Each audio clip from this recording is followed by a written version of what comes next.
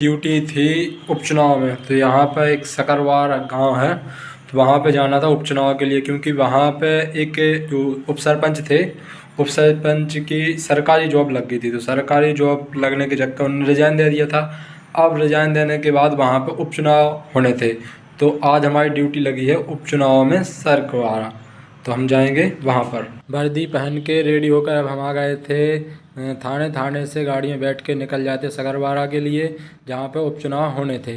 तो ये जो गाड़ी है जो हम बैठे हैं ना, ये गाड़ी लगभग समथिंग 2 करोड़ के समथिंग है, क्योंकि इसमें कुछ चीज़ें लगी हुई होती जो कि बहुत महंगी महंगी होती हैं। ये सर्विलांस वाली गाड़ी कहलाती है, जिसमें हम अंदर गाड़ी में बैठे बैठे चारों तरफ के एरिया का बहुत दूर तक का नज़र रख सकते हैं कि कहाँ पे क्या हो रहा है क्या नहीं हो रहा है। इस सब को सर्विलांस के अंतर्गत रखा जाता है, ठीक है।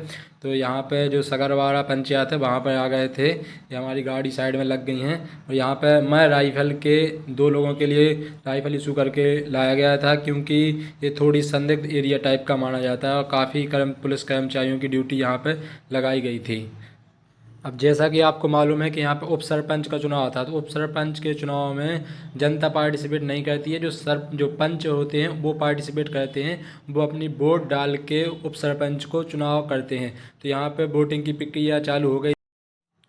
यहाँ पर अंदर वोटिंग चालू थी, और वहीं पर साइड में हमारे सहयोगी साथी अभिमन्यु अभियान के तहत बच्चों को शिक्षा दे रहे थे कि किस तरीके से हमें ऑनलाइन फ्रॉड से बचना है।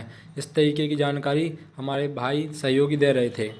4-5 दिन बाद आपसे बोलेगा कि सिक्योरिटी के तौर पर तो आपने 5,000 भी डाल दिए, बस वो फॉर्म अपना बंद कर लेगा, डाटा बाय बाय। एक बार समझ में आई।